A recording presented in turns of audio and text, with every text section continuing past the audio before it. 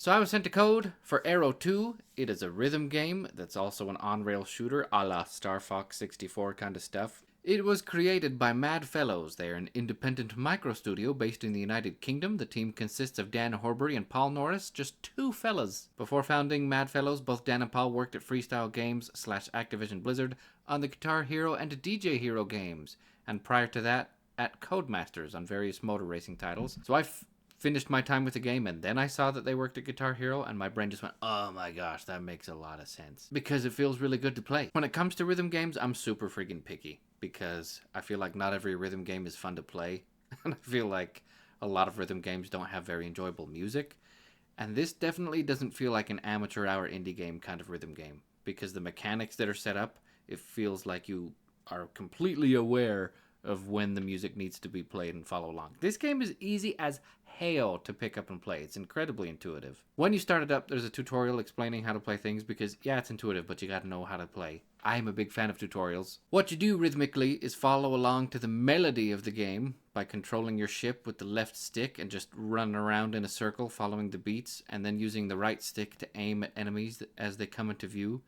And it's super simple, but it's the elegant kind of simple where it works really well. I'll admit that when I started playing, I wasn't a fan of the shooting at the baddies. I was like, well, the rhythm stuff is fun, and this baddies combat feels like it's just getting in the way and filling up dead space. Like, I wasn't a big fan of it. And I played through all 18 of the songs that are in the game on the normal difficulty, and I was like, okay, that was neat. But doing that, I unlocked the harder difficulty. And on the harder difficulty is where I feel like the game was meant to be played. There's two harder difficulties, and the one that's a step above normal is called advanced, and that's where I was like, oh my gosh, this is some masterpiece stuff. I actually really started getting into it then. And it's also genius to be like, okay, complete all the songs on normal, and as you do well enough on normal to unlock the harder difficulty, we're going to lock all the songs again, and you have to play through them in order again.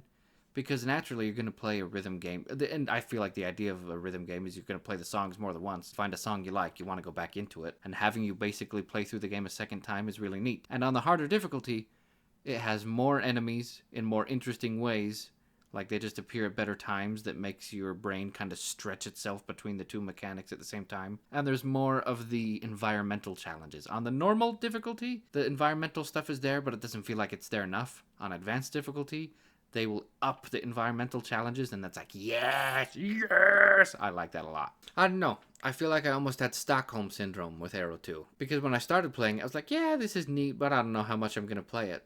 But I keep thinking about playing it. And a big part of that, in addition to the fact that the ribbon tracing, as they call it, is just really satisfying rhythmically to do. Especially because it's not actually based as much on rhythm. It's just following the melody, and it's way easier to follow the melody than it is to do things on beat. At least for me and my musically challenged self. A big part of the enjoyment, in addition to the ribbon chasing mechanics, is just the fact that the soundtrack's really good. Because it's all licensed music. And not trying to punch down on any indie games that make their own music for their rhythm games. But original music for rhythm games can sometimes just be a mixed bag of enjoyable music. Sometimes it's just not that great to listen to. And that's a big part of a rhythm game. You gotta be enjoying what's going on. But these guys partnered with Monster Cat, a producer, publisher of electronic music, and so they've got a whole bunch of licensed stuff. And the cool part about that is that, as far as I understand it, Monster Cat is DMCA friendly. Like, they're not gonna strike you down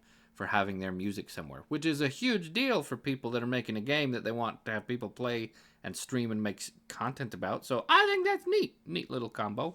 The game has leaderboards and scores and stuff like that, and I am not motivated by scores and leaderboards at all. They just don't matter to me in any way, shape, or form. To unlock the higher difficulties, you have to get a certain number of stars, which means you have to perform well enough to get more stars to unlock the higher difficulties. So I'm kind of motivated by that so I can see more of the game, but I'm just not a big... There are 3 boss fights, and the boss fights are awesome. 2 of them are awesome. The third one is kind of awesome, but not nearly as awesome as the first 2. And the boss fights, if there's anything in the game that makes me wish there was more to the game, it's the boss fights that are really good. I just want more of those. And I feel like 18 songs is a lot, especially with the fun little system they have in place for unlock the higher difficulties, the songs and everything will change. But at the same time, I feel like there was just a little bit more here, if that makes sense. And I'm just getting into the cons now. Even though you don't have to be really good at matching up to the beat, there is one way that you have to match up to the beat, and that's your missile lock-on system. You have to hold right trigger and then release on beat. And the only problem I have with that isn't the being on beat thing. It's that releasing a button on beat is not nearly as satisfying as pressing the button down on beat. That sounds like a nitpick, but like when you want to go on beat, you want to like hit something, not let go of it. That is the epitome of nitpick, and I don't know what they would do differently for that. Especially because of missile lock-on system, it makes more sense to hold a button and then release it. And at times it can be satisfying to be like, yeah, I released it unbeaten, got a damage bonus, but it'd be better if they found a way to implement more of a button oomph. At the same time, so much of the game had a lot of care and effort put into it. Environmental things that you go through are synced up to the music. Based on the song you're listening to and playing along with, your little laser button will shoot rhythmically in time with the music. Even all you have to do is hold that and it'll still just be synced up. That's a nice attention to detail that I really appreciate. And I just liked a lot of the music, a lot more than I thought I would, because I don't know, I feel like 50% of the battle in a rhythm game is having enjoyable music. It is all electronic music, and if you're not an electronic music fan, well, I don't think you'll like this game very much. But some of it just slaps so hard. Here, listen to this. I've gotta go all the way, time and space.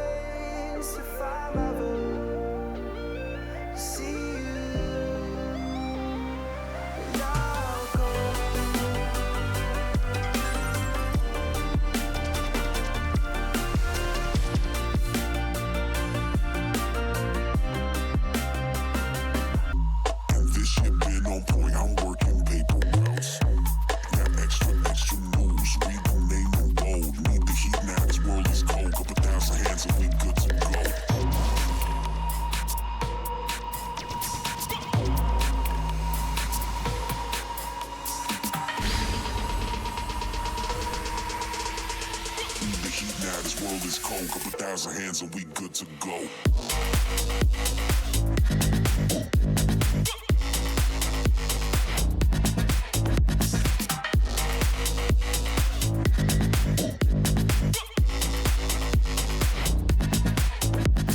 I don't want to spoil too much of the game. I'm not going to show a whole bunch of stuff, but here is one of my favorite portions where you fight a schmoovin' crab.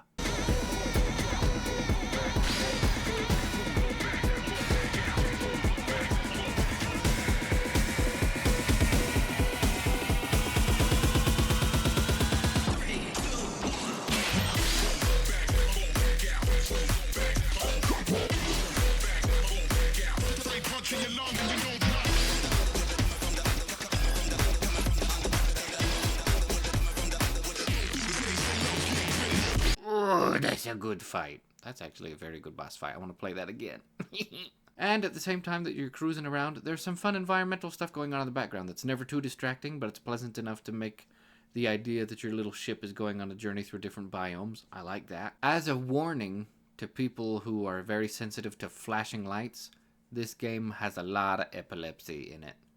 If you are sensitive to flashing lights and colors, you gotta look out for that. I didn't have any way or time to test out the multiplayer, but it has local and online co-op and PvP multiplayer. I assume that the PvP is just trying to outdo your partner and getting a higher score, but you can also just play the levels together with another person, and that is pretty dang neat.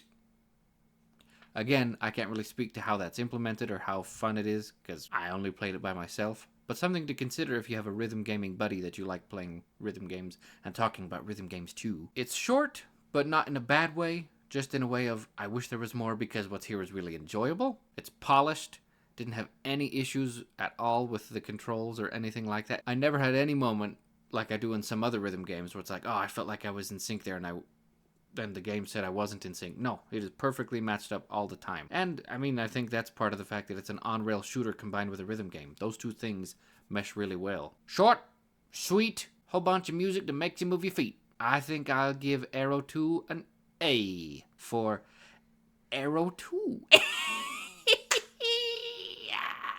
This is a new review style format that I'm experimenting with because I've worked professionally as a game reviewer for websites, and I enjoy making reviews, and I've enjoyed making reviews for those websites, but it's just kind of, I just think that when I'm making content for myself, I want to do things a little differently. I don't want to do the hella standard. Here's the opening, here's the this, here's the that, blah, blah, blah. I want to talk about games.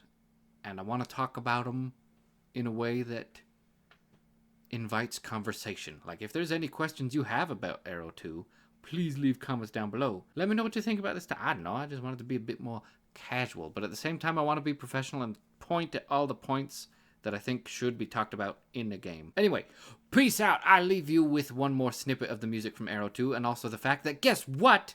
It has a demo on Steam Next Fest right now. So if you're curious about it and want to try it out, go play the demo. And the game comes out today. Peace out. And you think that you wanna save me. You don't know it, baby, why you do this? I got this under control. You think you do, but you really don't know that I don't need a savior. You can't be my savior.